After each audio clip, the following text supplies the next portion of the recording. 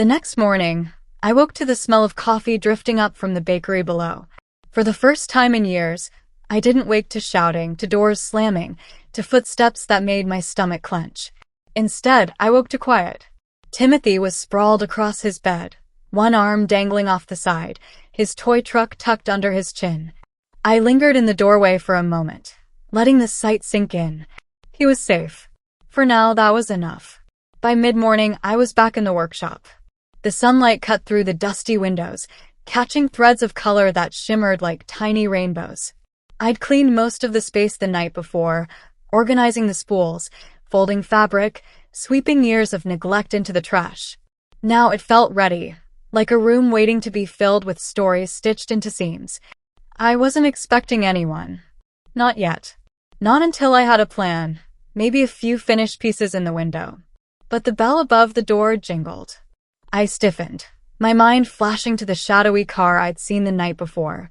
A man stepped inside tall, with sandy hair and a kind, weathered face. He held a brown paper bag under one arm. "Morning," he said, voice warm but cautious. "You must be Lois." "I'm David. I run the hardware store next door." Relief swept through me, though I tried not to let it show. "Yes, I just moved in." He nodded, holding out the bag. "Anna told me you'd be here. Thought you might need some breakfast. Bagels. From the bakery." The gestures stunned me. In Andrew's world, kindness always came with a price. Here, it seemed as casual as breathing. "Thank you," I managed, taking the bag. He glanced around the workshop, his eyes catching on the sewing machine, the bolts of fabric. "Claire always said this place deserved new life. Looks like it found the right hands." The mention of Claire tightened my throat. She gave me this. I didn't even know. David nodded softly, as though he understood more than I'd said. Then he smiled. "Well, Fairhill's always needed a seamstress. You'll have customers soon enough. My sister's been hunting for someone to alter her wedding dress. Want me to send her your way?" My breath caught. Customer. Already?" "Yes," I said before doubt could creep in. "Please." When he left, I opened the bag and pulled out 2 bagels, still warm. Timothy wandered in just in time, eyes lighting up. "Is this breakfast?" I laughed, handing him one. "Looks like Fairhill has better breakfasts than we're used to." Later that afternoon, the door jingled again. This time it was a young woman, maybe mid-20s, clutching a garment bag to her chest. "Hi," she said nervously. "David told me you might be able to help." "I'm Emily. I need someone to fix my wedding dress." Her voice trembled, as though she wasn't sure she'd come to the right place. I guided her inside, setting the bag gently on the table. When she unzipped it, I gasped softly. The dress was beautiful, ivory silk with lace sleeves, but the hem was torn, the seam near the waist unraveling. "Can you?" she asked, hope flickering in her eyes. I ran my fingers over the fabric, the years of practice steadying my hands. "Yes, I can." As I pinned the dress to the mannequin, I felt something shift inside me. This wasn't just fabric. This was a life moment. A memory. And I had the skill to save it. Emily's eyes shone with relief. "Thank you." I didn't know what to do. "Come back in a week," I told her. "It'll be ready." After she left, I stood alone in the workshop, staring at the dress. My heart thudded with something I hadn't felt in years, purpose. But as night fell, purpose gave way to unease. When I locked up and stepped outside with Timothy, the street was too quiet. My eyes scanned every parked car, every shadow. And then I saw it. The same dark car from the night before.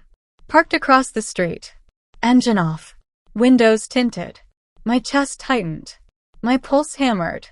I gripped Timothy's hand so tightly he winced. "Mommy," he whispered. "Inside," I said firmly, hurrying him into the apartment building. From the window upstairs, I peeked out. The car was still there. Waiting. My phone buzzed on the counter. A message from Andrew. "I told you, Lois. You can't hide from me." My hands shook so hard I nearly dropped the phone. Down on the street, the car's headlights flicked on. And then it drove away.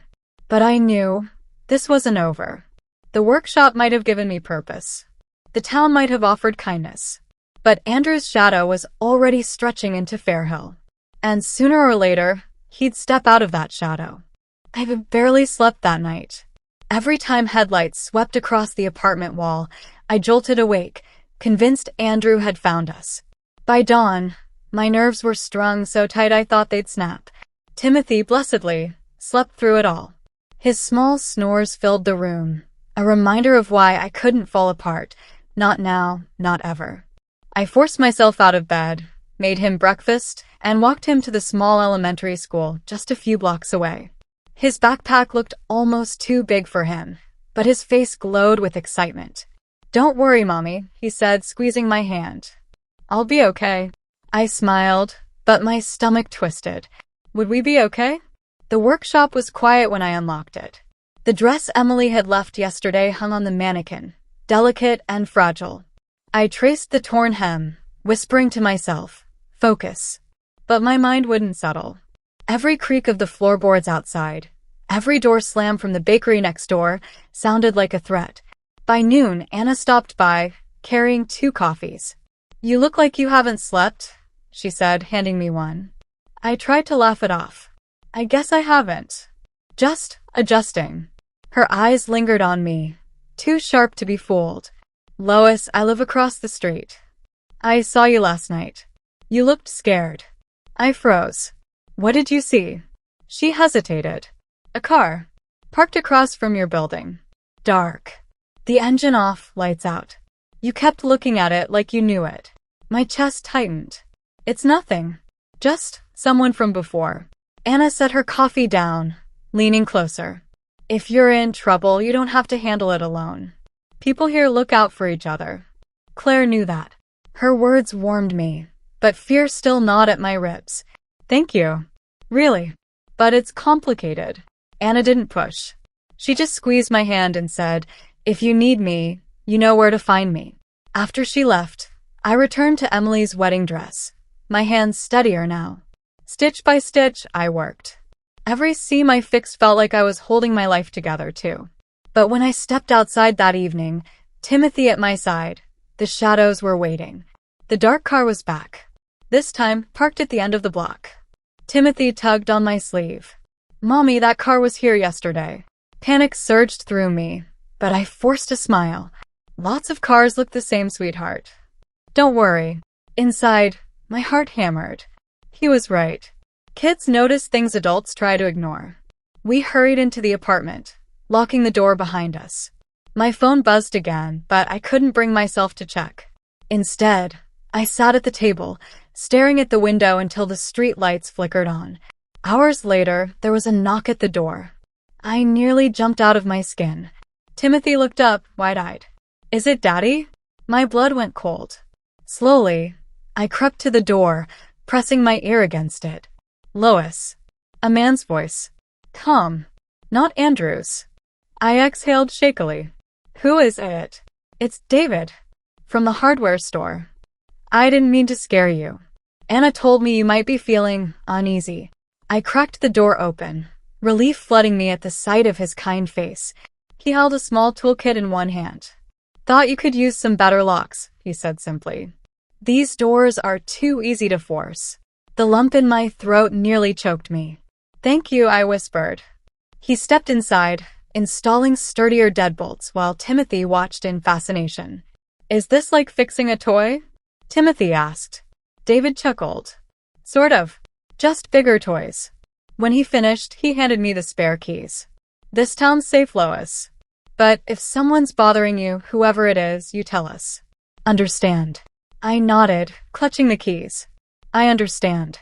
After he left, I sat with Timothy on the couch, watching him push his truck along the cushions. The apartment felt stronger now, the locks solid, but my fear hadn't left. Because I knew Andrew. Locks wouldn't stop him. And shadows were where he lived best. The next morning, the workshop felt different. Maybe it was the new locks David had installed the night before, or maybe it was just the comfort of knowing someone had seen my fear and hadn't turned away. For the first time since leaving Andrew, I didn't feel completely invisible. Still, I kept glancing out the front window between stitches, watching the street. No sign of the dark car. but I knew better than to believe it was gone. Andrew never disappeared. He lingered. He waited. Around noon, the bell jingled. Anna walked in with a bright smile, carrying a basket of muffins. "Peace offering," she said. "For yesterday." I didn't mean to pry. "You didn't," I admitted, smiling despite the heaviness in my chest. "You were right. I was scared." Her eyes softened. "You don't have to explain. But if you ever want to talk, I'll listen." She set the basket down, then glanced at the dress on the mannequin. "That's gorgeous. Did you do all this overnight?" I nodded, smoothing the silk. "Emily's coming tomorrow for a fitting. It feels good, having something to do that isn't just surviving." Anna tilted her head. "That's exactly what Claire wanted for you. She used to talk about how strong you were, how you just needed a chance." The lump rose in my throat before I could stop it. Claire had seen me, really seen me, even when I thought I was just fading into Andrew's shadow. Anna squeezed my arm, then shifted to lighter talk. She told me about her little cafe down the block, about the endless drama of running it, about her brother Peter, who helped sometimes when he wasn't busy with his photography work. Her laugh filled the workshop, and for a moment, I almost forgot the dark car, the texts, the fear. Almost. After she left, I worked late into the afternoon, the hum of the sewing machine calming my nerves. Timothy ran in after school, waving a crumpled drawing. "Look, Mommy," he said proudly. It was us, him, me, and the workshop with bright colors and wide smiles. Tears pricked my eyes. "It's perfect, sweetheart." That evening, while Timothy colored at the counter, I stepped outside to toss the trash. The street was quiet, golden with sunset. No car. No shadows. For a moment, I let myself breathe. "Evening," a voice said. I jumped, spinning around. A man leaned against the lamppost, tall, with dark hair and a camera slung over his shoulder. "Sorry," he said quickly, raising his hands. "Didn't mean to scare you. You must be Lois." "I'm Peter, Anna's brother."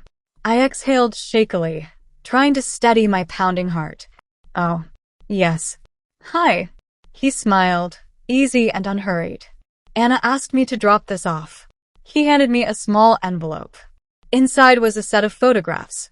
My workshop, the storefront, even one of me bent over the sewing machine. "I thought you might want some pictures to advertise. Online or flyers. Whatever helps." I stared at the images, stunned. They were beautiful. Light pouring through the dusty window, colors popping from the fabric, the space alive in a way I hadn't noticed. "These are amazing," I whispered. He shrugged, almost shy. "It's what I do. And Claire was family to us. Helping you feels right." I nodded, throat thick. "Thank you." He tipped his head, a little smile playing at his lips. "Just promise me you'll let Anna feed you more muffins. She thinks you're too thin." I laughed. A real laugh, short but genuine. "I'll keep that in mind." After he left, I stood outside for a moment, the photos clutched to my chest. For the first time, the street didn't feel like a trap. It felt like a neighborhood. But when I glanced toward the far corner, a flicker of movement caught my eye. A car. Not the dark one, but a silver sedan, idling too long. The driver's face was hidden in shadow. My breath caught. I hurried inside, locking the door behind me. Timothy looked up. "Mommy, what's wrong?" I forced a smile, pulling him close. "Nothing, sweetheart. Just time for bed." But as I tucked him in that night, I couldn't shake the thought. Maybe it wasn't just Andrew anymore. Maybe other eyes were watching too. And if that was true, then Fairhill wasn't as safe as everyone believed. The silver car was still there the next morning. Same spot at the corner, engine running low, a figure sitting just out of view. I pretended not to notice as I walked Timothy to school, but my hand gripped his tighter than usual. Every step felt like dragging my heart through wet cement. When we got to the schoolyard, he hugged me and skipped off, blissfully unaware. I stood frozen for a moment, then forced myself to turn back toward the workshop. The sedan was gone. Relief rushed through me, but it was short-lived. Cars didn't just appear and vanish like that, not unless they were waiting. Watching. Inside the workshop, I tried to push it away. Emily was due for her fitting, and I needed to be sharp. This dress wasn't just fabric and thread. It was my chance to prove I belonged here. Emily arrived mid-morning with her mother in tow, a woman who looked like she'd been born frowning. "I hope this isn't another disaster," her mother said as she stepped inside, her eyes sweeping over my small space like it was beneath her. Emily flushed. "Mom, please." I steadied myself, slipping the gown from the mannequin. I've repaired the hem, reinforced the seams, and adjusted the bodice as requested. When Emily slipped into it, the room fell silent. The dress hugged her frame perfectly, the lace flowing down like water. She twirled once, and even her mother's face softened. "This is," Emily's eyes shimmered. "It's perfect." Her mother cleared her throat. "Well, better than I expected." I swallowed my irritation and forced a smile. "I'm glad it works for you." When they left, Emily squeezed my hands. "Thank you. You saved me." Afterward, I allowed myself a rare moment of pride. Maybe I could build something real here. But when I stepped outside to take a breath, my blood froze. The silver sedan was back. This time closer. A man sat behind the wheel, sunglasses hiding his eyes. He wasn't Andrew, too young, too lean. But he was watching me. I darted back inside, slamming the door. My pulse thundered. Why was he here? If it wasn't Andrew, then who? Minutes crawled by. Finally, I pulled out my phone and texted Anna. "Asterisk, can you come by?" Asterisk. She arrived in under 10 minutes, apron still dusted with flour. "Lois? What's wrong?" I pointed toward the window. "That car. It's been sitting there since yesterday." Anna frowned, peering out. "That's not anyone from around here." She hesitated, then looked at me. "Lois, who would follow you here?" The question sliced through me. I could feel the truth pressing against my lips, begging to be told. But the words stuck. How could I explain Andrew? How could I drag someone else into that darkness? "I don't know," I whispered instead. Anna's jaw tightened. "Well, I'll find out." Before I could stop her, she marched outside, her confidence like armor. I hovered at the door, heart pounding, as she strode up to the car. She tapped on the window. The man rolled it down just enough to speak. Their exchange was brief. Then the car pulled away, disappearing down the street. Anna came back, hands on her hips. "He said he was waiting for someone. Wouldn't say who. But his plates are from out of state." "Do you believe him?" I asked. She shook her head. Not for a second. The rest of the day, I couldn't concentrate. Even when Peter stopped by with another set of photos, even when Timothy came home laughing about a science experiment gone wrong, my eyes kept darting to the street.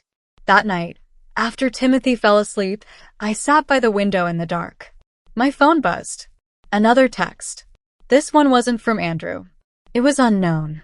He's not the only one watching. My breath caught, the phone slipping from my hand. Not Andrew. Someone else. The silver sedan. And suddenly, the shadows I thought I knew felt infinitely darker. I didn't sleep that night. Every creak of the building made me sit up straight, my phone clutched in my hand like a weapon. The message glowed on the screen, taunting me. He's not the only one watching. Not Andrew. Not his number. So who? By morning, the circles under my eyes were so dark that Anna frowned when I stepped into her cafe to grab coffee. "Lois, you look like you've been through a war." I forced a laugh. Just a rough night. But she didn't buy it. Anna never did. "It's that car, isn't it?" I hesitated. The words pressed hard against my throat. I wanted to tell her everything. About Andrew, the years of walking on eggshells, the way his shadow still wrapped around me even here. But Timothy's face flashed in my mind. His little drawing of us smiling. If I told Anna, if I admitted the whole truth, it wouldn't just be my secret anymore. It would become hers too. And secrets had a way of making people targets. "I'll be fine," I said softly. "I just need sleep." Anna gave me a look that said she didn't believe me, but she let it go. For now. Back at the workshop, I tried to distract myself with sewing, but my phone buzzed again. A new message. "He doesn't deserve you." I froze, needles slipping from my fingers. My chest tightened. Whoever this was, they knew me. Not just my name, but my life. Another buzz. "He won't change." Leave him behind before it's too late. My blood ran cold. This wasn't Andrew. Andrew never talked like that. He never admitted he was the problem. This was someone else entirely. Someone who knew Andrew. Someone who was warning me. But how? I stared at the number, debating whether to reply. Every instinct screamed no. But curiosity gnawed at me until my hands shook. Asterisk, who are you? I typed. Seconds later, the dots appeared. Whoever it was, they were waiting. A friend. I swallowed hard. My heart pounded so loudly I could barely hear the hum of the machine. Timothy burst in after school, waving another drawing, his voice pulling me back to reality. I stuffed the phone into my pocket, plastering on a smile. Beautiful, sweetheart, I said, hugging him tight, maybe tighter than I should have. That evening, Peter stopped by with more photos.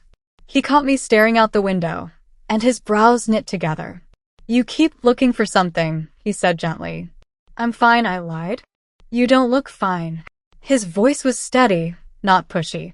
Just kind. And that kindness made something inside me crack. I turned away, afraid of what he'd see in my face. Do you ever feel like the past just refuses to stay buried? Peter didn't answer right away. Instead, he set the photos down and leaned against the counter. All the time. I've got my own ghosts. But I've learned one thing, you can't fight them alone. His words lingered, tugging at me. Could I trust him? Could I trust Anna? Or would telling them put them in Andrew's crosshairs too? That night, long after Timothy was asleep, another message lit up my phone. You don't know the whole story. He's not the only danger. I stared at it until my eyes burned. Whoever was behind the silver sedan wasn't just watching. They were tangled in this mess, maybe deeper than I could imagine. And if that was true, then Andrew wasn't my only problem.